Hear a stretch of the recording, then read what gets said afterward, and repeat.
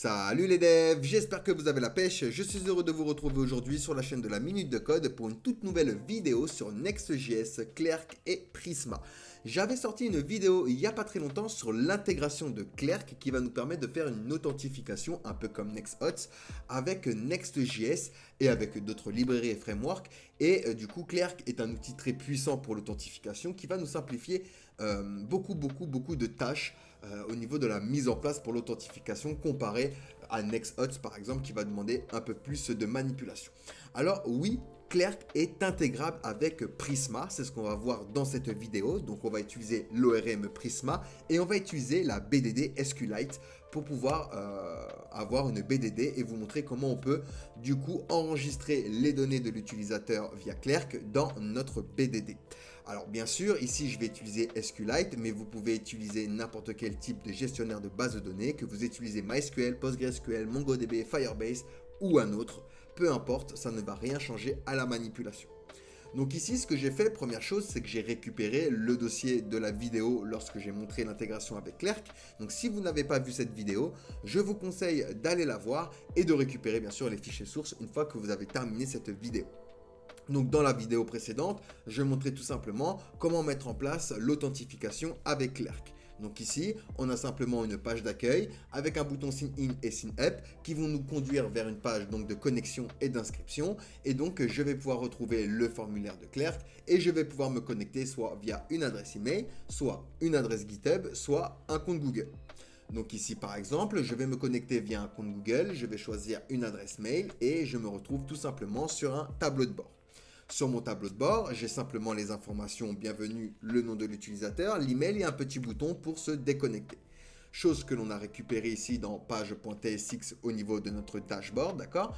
Où on a récupéré ceci avec du coup l'objet hot et current user de Clerk. Donc ça ne vient pas d'une BDD, ça vient simplement des fonctionnalités de Clerk comme il peut en avoir avec NextHots ou comme il peut y avoir avec Firebase ou autre.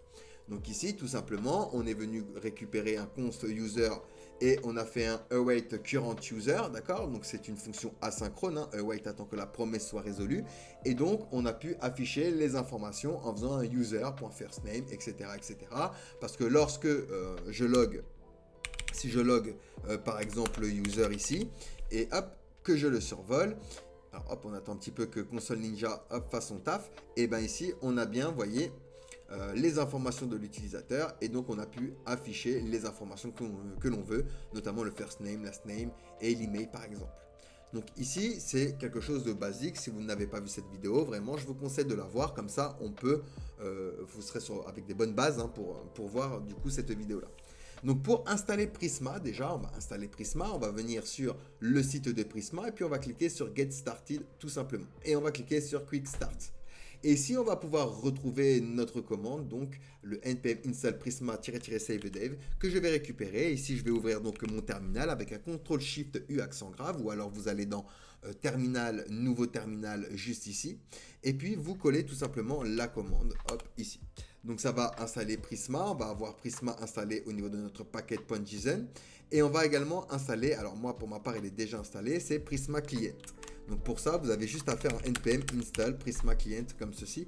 Et du coup, il va vous l'installer. Moi, pour ma part, il est déjà installé juste ici. Alors, oups, hop, et hop. Nickel. Donc une fois qu'on a installé tout ça, et ben hop, lorsque vous installez Prisma, et ben vous allez pouvoir faire donc la commande qui suit. Alors, ici, hop, je vais aller un peu plus bas. Et vous voyez, ils nous disent ici de faire la commande npx prisma init data source provider SQLite. Donc cette commande va initialiser le projet avec Prisma, avec notre BDD, avec SQLite, mais si vous voulez utiliser MySQL ou Firebase, etc., vous mettez du coup ici le gestionnaire que vous voulez utiliser à la place de SQLite. Et donc ici, je vais venir directement dans mon terminal, donc CTRL-SHIFT-U accent grave, et je vais coller tout simplement ma petite commande ici. Donc j'appuie Entrée, celui-là on va se l'effacer.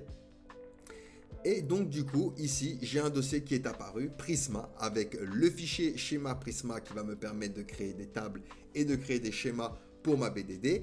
Et je vois bien que le provider c'est SQLite, qu'il est lié à une variable d'environnement dans le dossier env qui s'appelle database URL. Et si je vais dans ce dossier .env, je vois qu'il est bien pris au niveau, voilà, du file ici -dev.db, qui veut dire qu'il va me créer un fichier dev.db à l'intérieur du dossier Prisma qui va correspondre à ma BDD. Si jamais vous utilisez un URL en localhost comme pour MySQL ou encore PostgreSQL, vous mettez ici l'URL directement. Et donc ici, je rappelle, pour rappel, hein, que nous avons les clés d'API de Clerk, mais ça, vraiment, allez voir la vidéo si vous ne l'avez pas vu. Donc une fois qu'on a fait ceci, hop, ça c'est la première chose, on va pouvoir venir dans le schéma Prisma et puis générer un modèle. Donc ici, on va créer un modèle que l'on va appeler user. Donc ce que je vais faire ici, je vais réduire ça, comme ça, ça ne va pas nous gêner. Donc ici, on va lui dire qu'on aura un ID qui sera de type string, que lui, ce sera une clé primaire, donc un ID, et que par default, eh ben, on va utiliser ces UID pour push du coup l'ID de l'utilisateur directement dans cette colonne. D'accord? Donc user va représenter une table, ID va représenter une colonne. Et je vais pouvoir en créer d'autres. Donc par exemple, je vais lui dire que je vais récupérer le name de l'utilisateur. Donc ici, je vais lui dire qu'il y aura une colonne name de type string, donc chaîne de caractères. On va attendre une chaîne de caractères dans cette colonne. Donc je vais faire pareil avec l'email. Donc ici, email, qui pareil sera de type string. Et on aura l'image, par exemple, de l'utilisateur. Donc image, qui lui sera de type string. Et je vais rajouter un point d'interrogation seulement pour lui dire que eh ben, c'est facultatif. Et ensuite, on aura par exemple la commande created at. Donc lorsque l'utilisateur va se connecter, on aura une date d'inscription. Donc on va lui dire qu'il sera de type datetime. Et que par default, eh ben, il sera de la date d'où il va s'inscrire. Donc pour ça, on va utiliser tout simplement now. Et donc en bas, on va créer également un updated at qui sera également de date time. Et lui, par contre, on va lui dire que ce sera un @updated at. Donc la date, tout simplement, de la modification lorsqu'il sera modifié. Mais ici, on n'ira pas jusqu'à la modification. Et donc, on va récupérer également le user ID de Clerk. Et donc, pour ça, je vais simplement faire un Clerk user ID. Je vais lui dire qu'il sera de type string et je vais lui dire qu'il sera unique. Ça veut dire que, eh ben, il n'y en aura qu'un seul enregistrement de cette colonne par utilisateur. Il ne peut pas en avoir plusieurs. Donc, on dit que le Clerk user ID sera tout simplement unique. Une fois que j'ai fait ceci, je vais pouvoir générer ma BDD. Donc, je reviens dans mon terminal et je vais faire un npm Prisma migrate date. Alors, hop. Alors, c'est pas npm, pardon. Je dis des bêtises. C'est Prisma migrate date.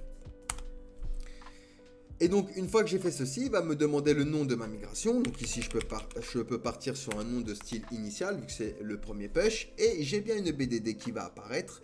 Donc ici, hop, si je l'ouvre, j'ai bien du coup, grâce à l'extension SQLite Viewer, Viewer, que vous pouvez retrouver dans extension si vous n'avez pas. Vous allez ici dans extension et puis vous tapez du coup SQLite Viewer qui va vous permettre donc de pouvoir prévisualiser vos bases de données directement à partir de votre fichier comme ceci. Vous voyez ici, j'ai bien ma table user avec mes colonnes ID, name, email, image, create at, etc. etc. Ok. Donc ça, c'est la première chose. Hop, c'est parfait, c'est nickel. La deuxième chose ça va être de mettre en place le Prisma Client. Alors on peut aller sur le site de Prisma, vous pouvez aller au niveau de More, Help et Help Article et vous allez pouvoir retrouver le Best Practices, etc. Et ici, vous allez pouvoir donc récupérer ce code donc, que l'on va créer dans un fichier db.ts. Donc ici, par exemple, je vais me créer un dossier à la racine que je vais appeler lib et à l'intérieur, donc on va faire un db.ts et je vais coller tout simplement ce code. Alors au niveau de ce code, je vais simplement effacer le export default Prisma et je vais venir export directement la variable Prisma ici, car on va s'en servir justement pour la manipulation de notre BDD. Une fois qu'on a fait ceci, eh ben, on a déjà fait pas mal de choses, on a déjà mis en place Prisma. Donc ce qu'on va pouvoir faire, c'est se créer un dossier que l'on va appeler par exemple le service. Et donc ici, à l'intérieur, on va se créer un fichier que l'on va appeler user service.ts. Et c'est avec ce fichier que l'on va push du coup l'utilisateur lorsqu'il va se connecter à notre base de données directement les informations. Donc ici par exemple, on va commencer par import Prisma que l'on a exporté de notre fichier. Donc ça vient de from, arrobase, et donc on va aller chercher dans le dossier lib et je vais aller chercher db juste ici. Une fois que j'ai fait ceci, je vais pouvoir export une variable que je vais appeler add user to database, après vous l'appelez comme vous voulez, donc c'est égal à une fonction asynchrone. Je rappelle que ça va être une fonction qui va être exécutée de manière différée dans le temps, et on va lui dire que en paramètre, il aura un clerk user ID qui sera lui de type string, il aura un name qui sera de type string, on aura un email qui sera de type string également, et donc une image qui sera de type string également. Et donc, hop, cette fonction va utiliser un try et un catch pour capturer bien sûr les éventuelles erreurs si jamais il y a une erreur. Dans ce cas-là, on va faire tout simplement un console error. Hop, une erreur est survenue. Erreur est survenue lors de la création de l'utilisateur. Et donc ici, on marquera bien l'erreur. Et donc ça, c'est en cas d'erreur. Donc il va nous retourner une nouvelle erreur. Ici, je peux lui dire directement true error. Hop, et hop. Donc au cas où, sinon, si ça fonctionne, on utilise le try. Alors dans ce cas-là, on va faire un const user est égal à await. On attend que la promesse soit résolue. Et on utilise donc un prisma.user, donc c'est le nom de notre table. Point, et on va faire upser qui va nous permettre donc de réaliser différentes requêtes par rapport du coup au clerk user ID, car si l'utilisateur est déjà inscrit, on va le modifier, s'il n'existe pas, on va le créer. Donc pour ça, on va utiliser un where, et donc ici on lui dira que il aura le clerk user ID que on lui a mis en paramètre, et donc je vais utiliser un update pour modifier du coup name, email et image. Hop. Donc clerk user ID, tac, hop, et hop. Et du coup, sinon, on va créer l'utilisateur. Donc pour ça, on va utiliser create. Et donc du coup ici, on va rentrer le clerk user ID, name, email et l'image, l'URL de l'image de l'utilisateur.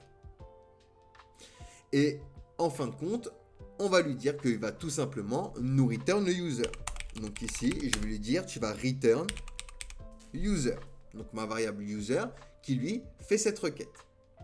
Une fois que j'ai fait ceci, à partir de ça, je peux déjà push les informations de l'utilisateur lorsqu'il se connecte. Comment je fais? Je vais me diriger directement dans ma page dashboard. Et par exemple, ici, on va commencer par importer ce qu'on vient de faire. Donc import add. Alors c'était add user to database. Donc from notre fichier. Hein, hop. Et donc on va venir juste après. On va pouvoir se mettre par exemple juste après le console log que l'on va effacer ici. Et donc on va lui dire if si user ID est true et user est déclaré.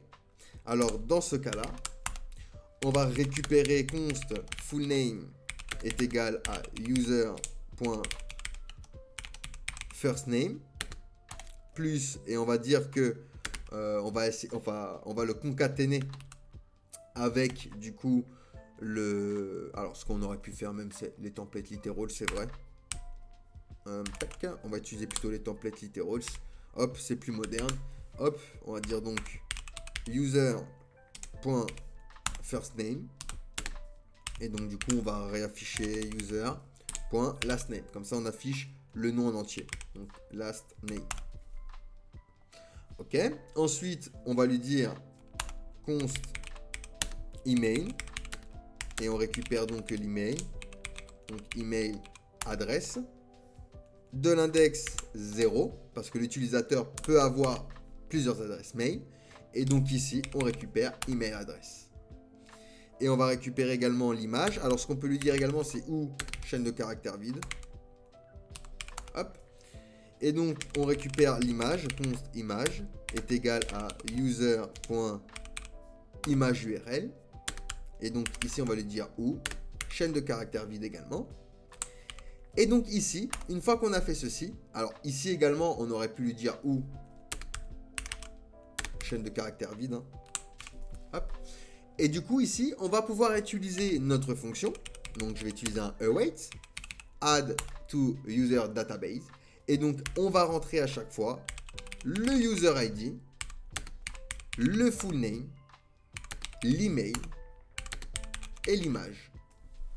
Donc, ce sont les paramètres qu'il attend. Hein, je rappelle, le ID, le name, l'email et l'image. Donc, c'est ce qu'on lui met ici lorsqu'on utilise du coup notre fonction. Et du coup, maintenant, si je fais un npm run dev et que je commence donc à loguer mon application, à faire fonctionner mon application plutôt, je vais donc me retrouver sur l'appli. On va pouvoir se connecter. Ça, tac, on va le fermer. Ça aussi, et ça aussi, et ça aussi. Donc là, elle est en train de recompiler le tout. Ça va mettre un petit moment. Et puis, on va pouvoir se connecter et vérifier directement dans notre DB s'il va bien push l'utilisateur lorsque je vais me connecter. Alors, il peut mettre un peu de temps parce que peut-être qu'il me reconnecte directement. D'ailleurs, c'est le cas. Vous voyez, il m'a reconnecté directement. Donc ici, je suis bien connecté. Et dans ma table user, si je refresh ici avec le petit bouton, j'ai bien ID, name, email, l'image, create at, update at et le Clerk User ID. Donc j'ai bien push l'utilisateur qui s'est connecté via Clerk directement. Essayons avec une autre adresse. Hop, je vais cliquer ici sur Sign In, Google. Je vais cliquer sur cette adresse mail là. Et donc je suis bien connecté. Je rafraîchis ma DB et j'ai bien mon deuxième utilisateur. Nickel. Donc maintenant, je vais vous montrer comment on peut récupérer ces données. Comme ça, on y va jusqu'au bout. Hein. On va récupérer maintenant les données parce qu'ici, on les a affichées dans notre dashboard, mais on les a affichées via les fonctionnalités de Clerk. D'accord? Alors qu'on peut utiliser maintenant notre BDD. Alors pour ça, par exemple, je vais aller dans User et puis je vais me déclarer une deuxième fonction. Donc ici, export const, on va l'appeler get user from database. Donc est égal à une fonction asynchrone. Cette fonction, il va récupérer le Clerk user ID en paramètre qui sera lui de type string. On est avec TypeScript, donc on type. Et même histoire, on va enfermer le tout dans un try et un catch. On capture l'erreur, hein, on gère toujours les erreurs au cas où. Donc ici, console.error. Hop, et on va mettre donc une erreur est survenue lors de la récupération de l'utilisateur. Et puis on va du coup, hop, afficher notre petite erreur ici. Et donc on va retourner un true error. Ok, et pour le try, dans ce cas-là, eh ben, on va faire simplement un const user est égal à await et on va lui dire prisma.user, on va aller directement dans notre table, find unique, hop, on récupère un élément unique, where, donc seulement si, le Clerk user ID, donc qu'on a mis en paramètre. Et donc ici, même histoire, je vais pouvoir utiliser, alors, je vais pouvoir utiliser cette fonction. Donc ici, je vais tout simplement me l'importer directement dans le dashboard, hein, le get user from database. Et puis, je vais donc lancer ma fonction dans une variable, par exemple, que je vais appeler data est égal à await. On attend que la promesse soit résolue. Et j'utilise donc ma fonction qui attend l'ID de l'utilisateur. Donc, j'utilise user ID. Donc, je récupère l'ID avec hot, d'accord? Et ben, je l'utilise avec ma fonction pour récupérer les données. Et maintenant, ce que je vais pouvoir faire, c'est afficher les informations de l'utilisateur. Donc ça, hop, on va se le mettre en commentaire. On va importer également, hop, le composant image qui va nous permettre d'utiliser les images avec Next.js de manière beaucoup plus performante. Donc ça vient de Next/image. Et donc ici, on va pouvoir afficher, par exemple, l'image de l'utilisateur et d'autres informations. Alors, la balise image va attendre 4 attributs obligatoires, donc notamment la source. Au niveau de la source, on va lui dire data, hop, point, image, et on peut lui préciser as string, que c'est une chaîne de caractères. Parce que si je viens loguer console log data, Si je viens ici loguer data, alors ici c'est source. Si je viens loguer data, ici j'ai une defini parce que hop, il y a une petite erreur ici. Alors on va se le mettre en commentaire pour le moment. Hop, comme ça, il m'enlève donc l'erreur. On va se déconnecter et on va se reconnecter. Tac, tac, tac. Donc, je me reconnecte. Alors, oups. Une petite erreur ici, disons. Alors. Tac, tac, tac. Alors, il doit y avoir une petite erreur. Alors, on va vérifier sur notre fonction. Ah bah oui, pardon, ouais, c'est vrai. La fonction, on a oublié de return le user. Donc on récupère le user, excusez-moi, et on return le user, bien sûr. Sinon ça va pas fonctionner si on return pas le user. Donc ici je reviens, je refresh. Alors, il va falloir que je me redéconnecte sûrement. Et donc je me reconnecte. Hop. Donc là, il n'y a plus rien parce qu'on n'a pas affiché. Mais ici, dans mon data, j'ai bien récupéré mon objet, vous voyez, avec ID, name, email, image, etc. Alors par contre, je vois que l'image, je vois bien que l'image ici est vide. Donc je vais vérifier au niveau de ma DB. Et il me dit que l'image est vide. Non, l'image est remplie, donc on va pouvoir la récupérer également. Donc c'est parti. Hop, ici donc, je remets mon image. On utilise donc l'attribut source pour lui donner une source. Donc attention, on va devoir lui rajouter également d'autres attributs, notamment une width. Donc ici par exemple, je vais lui donner une width de 150 pixels. Et on va également lui donner une height, donc une hauteur. Donc ici pareil, je vais mettre 150 pixels par exemple. Et il va attendre également un texte alternatif. Donc ici, je vais dire alt. Et par exemple, si vous avez un chat en train de boire du lait sur un canapé, vous devez être explicite ici et mettre le chat qui boit du lait sur un canapé. Donc ici, par contre, il y a une erreur parce que, hop, j'ai pas mis image en majuscule. Et donc là, il récupère bien notre image, mais il va y avoir une petite erreur parce qu'on n'a pas configuré Next. Ici, on va avoir cette petite erreur juste ici. Donc pour configurer l'image, qu'est-ce qu'il va falloir faire? C'est récupérer le domaine juste ici.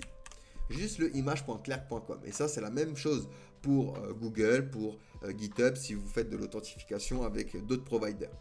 Donc, va falloir venir dans le fichier nextconfig ici. Et ici, donc, on va rajouter image. Et on va venir donc utiliser le remote pattern. Patterns. Et donc ici, on aura un tableau qui, à chaque fois, va avoir un objet qui va regrouper justement nos domaines. Dans le domaine, à chaque fois, on va avoir protocole. Donc, l'image vient d'un protocole HTTPS. Et on va avoir donc le hostname. Et dans le hostname, on va donc mettre ce qu'on a copié. Donc, le image.clerk.com. Et ensuite, on aura le passname. Et dans le passname ici, on va mettre simplement 2 étoiles qui va dire que le double astérisque, pardon, qui va simplement dire que tous les chemins d'image ici sont autorisés. Et donc, une fois qu'on a fait ceci, eh ben, on va relancer notre application parce que lorsque vous modifiez ce fichier, eh ben, hop, il ne va pas supporter. Et donc ici, on va relancer notre application avec un npm.dev et on n'aura plus cette erreur. On va pouvoir donc afficher notre image ici. Et on pourra donc, hop, le temps qui va recompiler. Alors, tac, tac, tac. Hop, je vais cliquer ici. On va pouvoir donc afficher les autres informations. Par exemple, un H1 avec bienvenue. Et je vais aller les chercher avec le data.name pour aller chercher le nom du coup de l'utilisateur dans mon objet data. Et l'email, par exemple, comme tout à l'heure. Donc ici, je vais récupérer data, hop, .email. Hop et hop.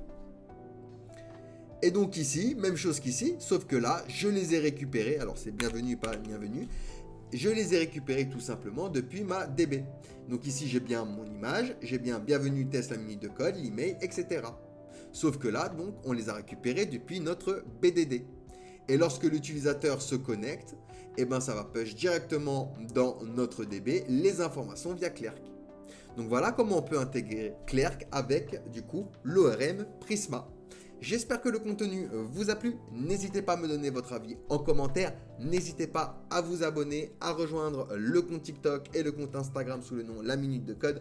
N'hésitez pas à rejoindre le site laminutedecode.com. En ce moment, il y a une petite promo sur le Pass Premium qui vous donne accès à toutes nos formations complètes alliant théorie, pratique, livre et pratique et d'autres surprises. Donc n'hésitez pas à aller faire un petit tour. Sinon, vous pouvez retrouver tous les tutoriels sur la chaîne YouTube et également sur le site La Minute de Code. N'hésitez pas à nous rejoindre. Je vous dis ciao ciao, à la prochaine et surtout prenez soin de vous.